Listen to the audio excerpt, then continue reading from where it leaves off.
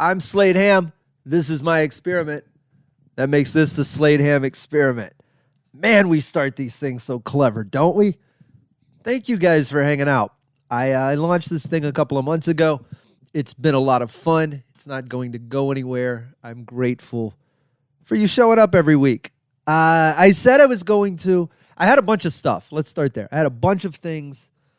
As every week, I come in way more full in the head than I have time to cover. And then I opened the floor up to questions. I put out Instagram, YouTube. You guys flooded me with some questions. I said I would do some answers, so here we are. If I have time, I'll get to the other things I want to get to. There were so many of you guys, though. Starting with Jerry Wayne Longmire, who was very quick to point out that my impression of him on the last episode was off. So I take no small amount of pride that your impression of me sounds more, though, like an East Texan Ralphie. Ralphie May was a mutual friend of ours. We both did some road dates with. Ralphie has a higher pitched voice. I was doing Jerry with a little more southern drawl, I thought. Slower, more Georgia. Ralphie's all high pitched. You ain't get me to go up that goddamn hill, Slade. Look at me. I am a hill. Why don't you climb up here and suck? That's Ralphie, higher pitched. What you doing? Who else? All right, we're gonna get to your questions. Before I do, I gotta mention dates. Now I got the hook in your mouth, so you might as well stay here. If you're in Texas, I have stuff coming up. September 16th and 17th. It's very close. Hyenas Fort Worth, their flagship room, one of my favorite places in the country. And then the following week, or two, a week later, the 28th of September, whatever that may be. It's a Wednesday. It's like a week and a half later. I'm taking over the Houston Improv. I do this once a year. It's a great club. I'm bringing friends. Old JW is going to be on that show. It's going to sell out, no doubt. I almost sell it out every time I play it. Adding Jerry and the crew and just get your tickets. Everything is available at sladeham.com. Can you guys hear that train? Probably not. I know I can. It's going to bug the shit out of me. Let's get to your questions, shall we? I don't know how many of these I'm going to have time for. Not this one. Violator, Gator. Your names are clever. I'm not going to I won't give the number at the end of your handle. So crazy fans or people can't find you and send you dumb answers to your questions that aren't from me. I won't tell them the platform. I'll just read the handle without the identifiers. Violator, Gator. I heard you mention a science project on another podcast. What is it? Well, I will answer that. That will be last if I have time, and if there's not, I won't. Peace, love, and shell. How do you stay motivated to work? I love what I do. You got to answer. All right, answer better questions, Slade. Old man Wade. Here we go. How do you deal with idiots in real-time situations? Okay. I assume you mean non-digital, non-social media, real-time, analog in the world where you can touch another person. Because digital is easy. You just wait a couple of days till you come up with the exact right thing to say, then go online and preface your clever thing. You post your clever snapback. And then you wait for them to go, what, it took you 3 whole days to come up with that? And then you go, because I don't live online. I have a real life. And it's this back and forth. That's idiot talk on the web. In the real world, where people are tangible things, what I do, here's what I deal with idiots. I carry a backpack. And inside of that backpack are poisonous snakes. That if you're an idiot, I open the backpack and I shake the snakes. No, that would be fun though. I believe that ignored behavior extinguishes itself in most instances. The older I get, the more do not engage I become, and because I've learned that you can't fix behavior.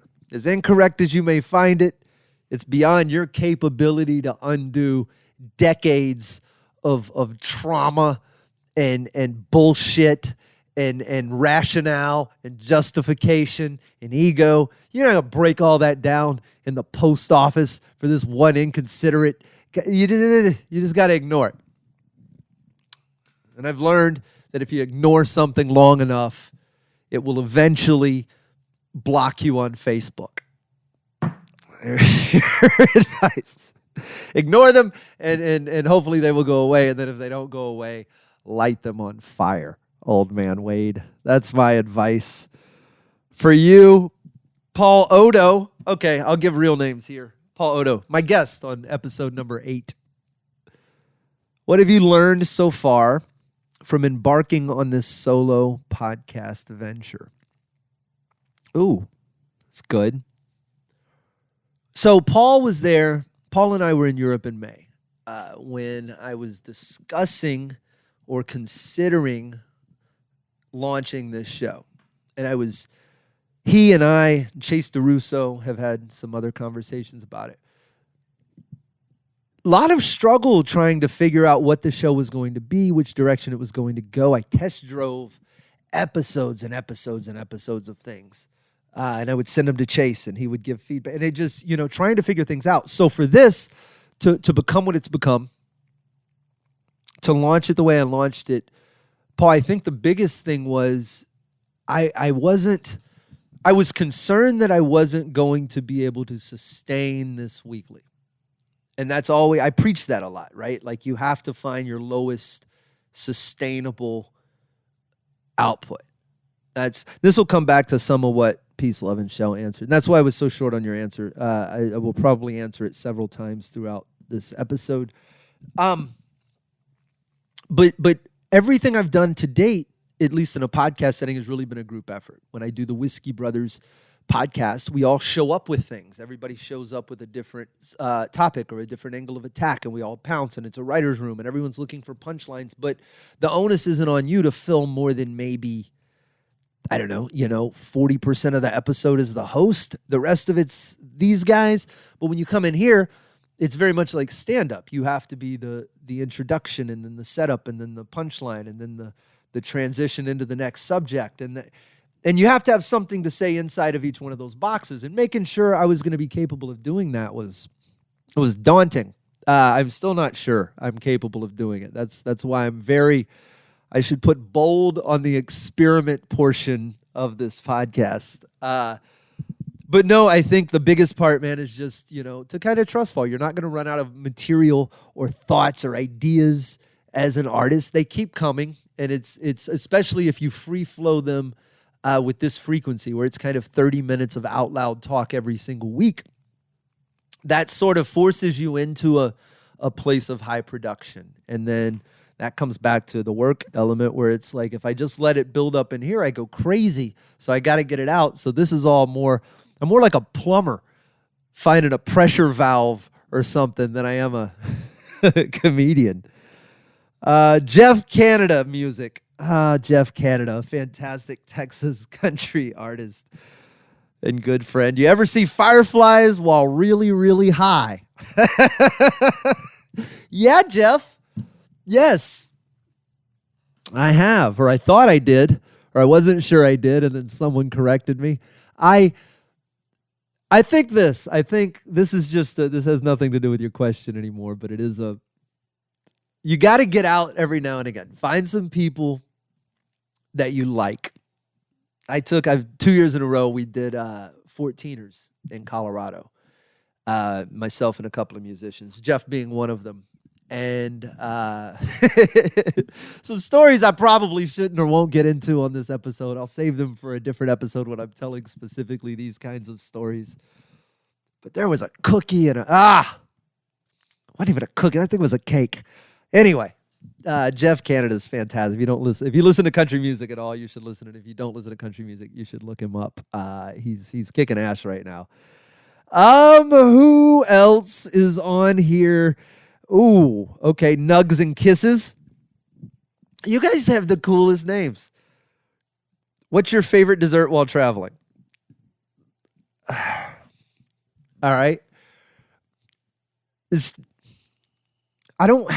I'm not a big dessert person, so let's start there. I know if you're trying to get me with desserts, the less ingredients, the better. Don't show up with this 9-layer, multi-flavored, glazed, fruited, nutted. I don't need all that. The basics. You hear me? Chocolate, caramel, butter, sugar. What else? Flour. That's it. You put anything else? An egg. What else goes in a dessert? So whatever mixture of that I can get, and I'll find it all over the place. I'll eat. That's why I like a perfectly good glazed donut, right? I'll even eat a cronut. It's the same thing. It's dough and bread and sugar. Baklava, honey, phyllo dough. Oh, yeah, you got to put some nuts in it. I get you. But still, it's so basic. And in Thailand, little roti stands, R-O-T-I. And it's just this thin dough, kind of pan-fried bread. And then you get whatever topping you want on it. And I would always just get butter and sugar, and they would always look at me like I'm crazy. Like, but we have Nutella, and we have fruit. And we only put butter and sugar on this and leave me alone. Occasionally, I would do honey. Beignets in the French Quarter. All the good stuff. Just dough, butter, sugar, nothing else. I said that way too emphatically. I realized I had beliefs about desserts until just now. Nunu Riri, what are your thoughts on the Whiskey Brothers podcast future? Okay, yeah, 3-part question. Also, an update on Andy Huggins' special. And will you cover stories from the Discord channel on here? So I'll remember to put this in the show notes. There is a Whiskey Brothers Discord channel. Maybe we'll peel off and do a Slade Ham experiment category there rather than a fresh one for myself. It's a good place to pass along stories. I've got some really cool folks that hang out in there. Shouts out to Hugo Mendez, also in Portugal, and Nunu, a big regular around these parts. The Whiskey Brothers podcast future is up in the air. It's not going anywhere. If I have any say-so, and I do, I think I have all the say-so. But we are down to twice a month, which is a huge reduction from the twice-a-week schedule we were maintaining prior to this summer. It's become very difficult to keep up my schedule, Jerry's schedule, Sam's schedule. It's this rotating cast with priorities and obligations, and we try to convene every Monday. And now, with some of our schedules, Mondays are travel day. It's just and then I'm doing this show, and there's other things I'm working on, and it's always going to be a writer's room repository. If you're unfamiliar with the Whiskey Brothers, it's a project that I didn't even begin. It's been an entity since 1998. I came on board in 2008. We launched the podcast in 2011, back before podcasts even were we were infants in the industry. And we've been around for forever. And the cast has changed like a ship of Theseus. It's no longer, I wasn't an original member. So maybe Sam was there longer, but not enough to who's there anymore. That's still the Whiskey Brothers, just me. So we'll keep it alive and we'll keep it going. And it'll be its own little thing in the corner of the digital world. For now, at least. Update on Andy Huggins, though. Also, if you're unfamiliar, we shot a comedy special for septuagenarian comedian Andy Huggins, one of the original Texas Outlaws, alongside Bill Hicks and Ron Schock and Jimmy Pineapple and Riley Barber. And he had never taped a comedy special. We shot it at the end of July. The special is edited. The special is done. We are shooting the intro over a day and a half coming up this month. And then we will shoot very soon at the Secret Group the end credits scene. And it's a remarkably cool love letter to Houston, I think. So that's all as it should be. I'm excited about all of it. And if you stay tuned, everything should be out. Thank you notes will be out in October. It'll go to color correction. We'll wrap everything up, put a nice, neat bow on it before I go to Canada. When I come back, we'll do a screening for everyone that contributed. And then we'll go sell this son of a bitch. That's the plan. Who else? I got time for a couple more. Don't I? Leo. Which is more useful? Okay. He is heavy with it, huh? Let's keep it light and playful. Which is more useful, Stoicism or modern religion? This from YouTube. If you're just listening to this on Spotify or Apple or iHeart Radio, there's a whole video version you can go over, and it's exactly like this, but with a picture that doesn't really, it's just me talking to you. If you want to see my dumb face, go find me on YouTube. That's where this came from. Okay, so I want to say this first and foremost without being disparaging, right? Because I think that religion, I think that ritual and dogma have their place depending on what it is you're after in this life.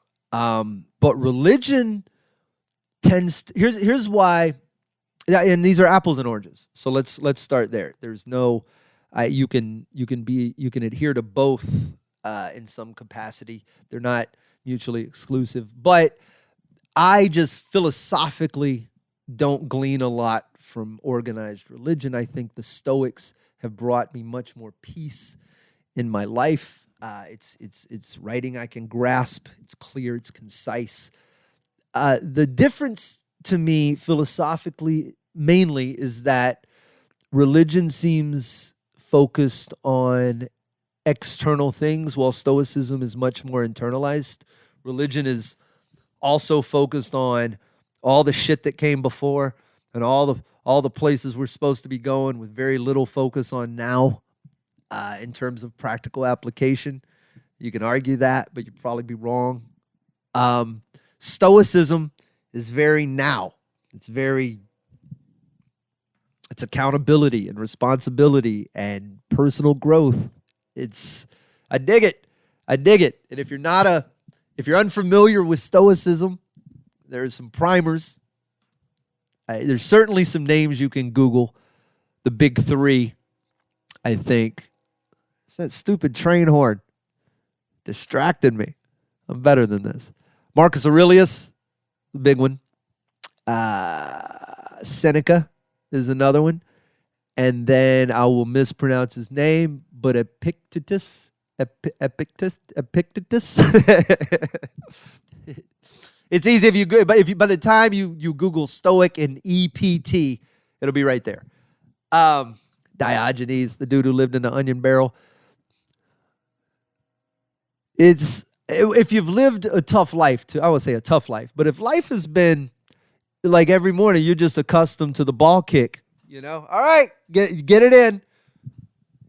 What's going to break today? Is the car going to go down? Is the air conditioner going out? What bill did I forget? What's about to get overdrawn or shut off or cut off or stolen? It was my life for I don't even know how long, for forever. So I found Stoicism. I remember Marcus. So here's the books. Marcus Aurelius's Meditations is probably the top of the list. That's there's mounds of keepable information buried in the cover of that basically a journal. Whatever book Epictetus wrote, I can't remember the name of it. I should have written. Did I write this? I didn't write this down. That's the dude. Epictetus he's probably not my least favorite, but like if I got to read one of them, I always go to Marcus because he's poetic and cool. I can picture him, but sometimes this dude gets a little preachy, and you kind of gotta all right, bro. But he'll right cross you with some bomb drops to make the best of what is in our power and take the rest as it occurs. Tattoo that on my arm. Seneca, that's another one. I don't know the name of his book. Letters from a Stoic, I think. What did I have a necklace somewhere and burned into the wood. It says, "He who is brave is free," and that is definitely Seneca.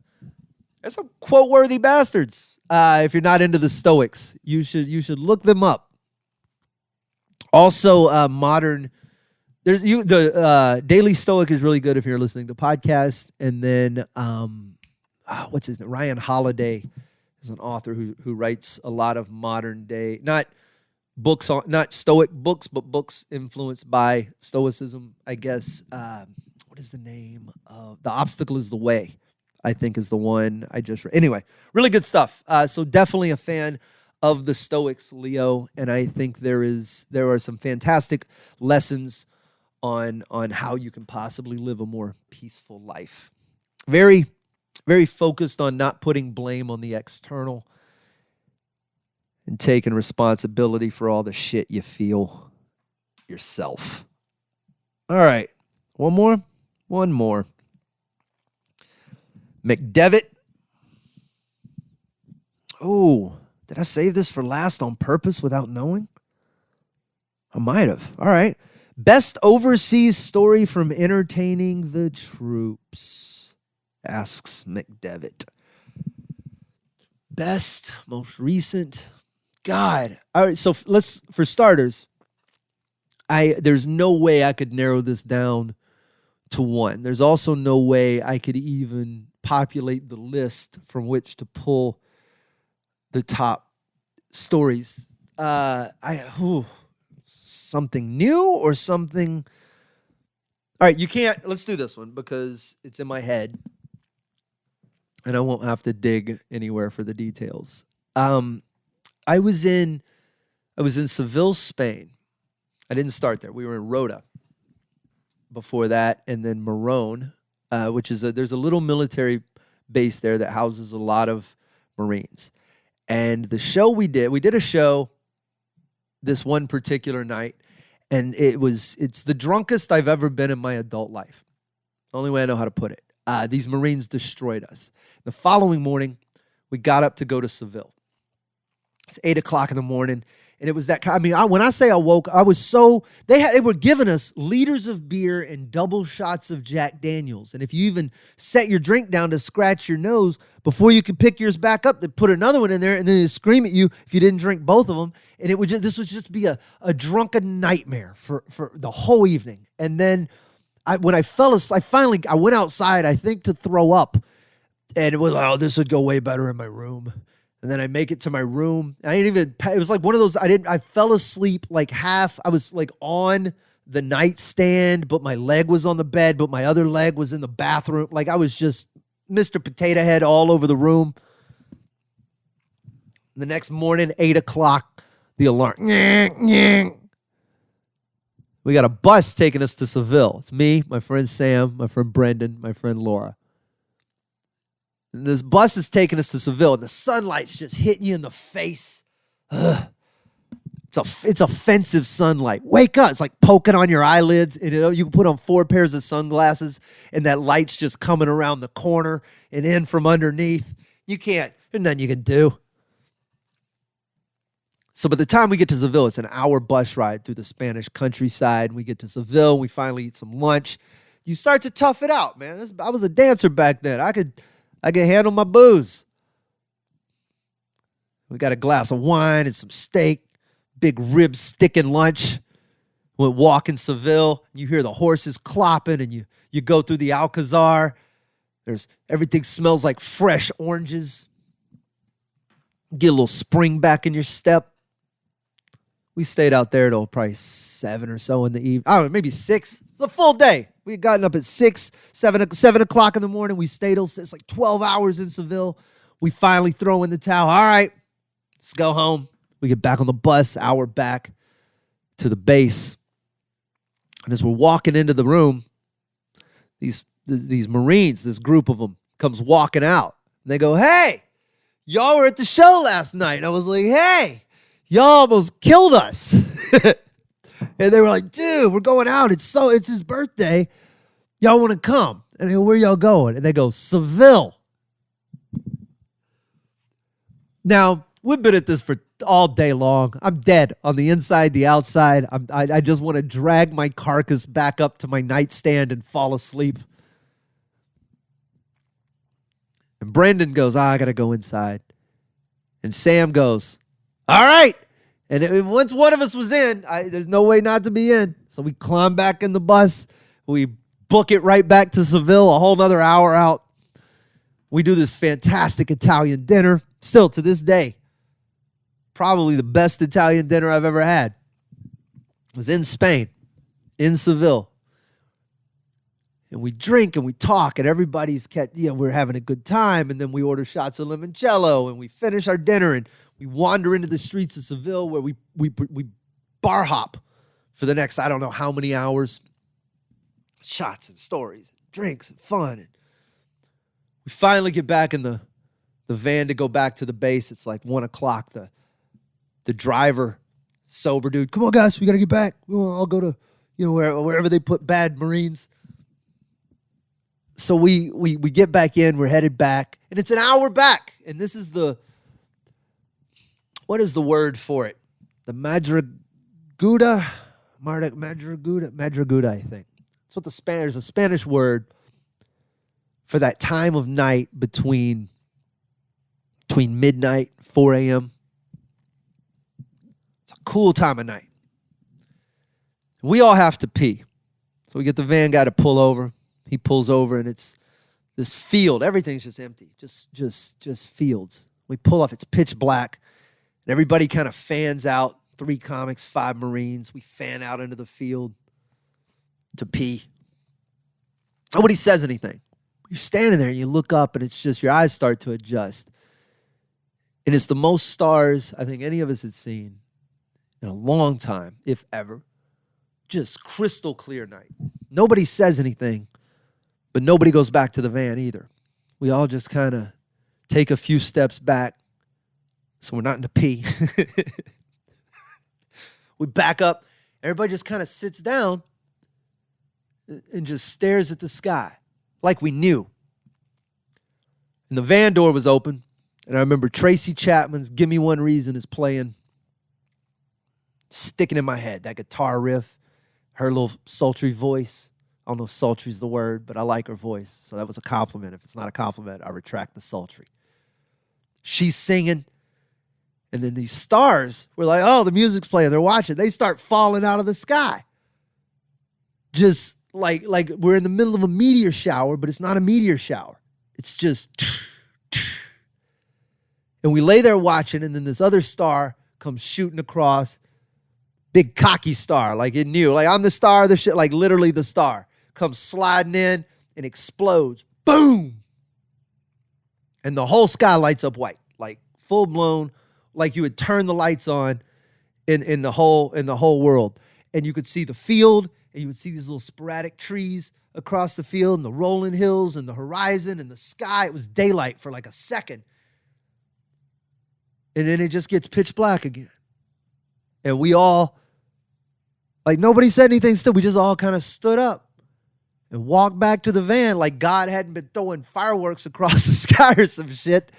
And then we just get back in and we slide back into the base just in time before curfew. The most fun part of it was telling Brendan what he missed the next morning.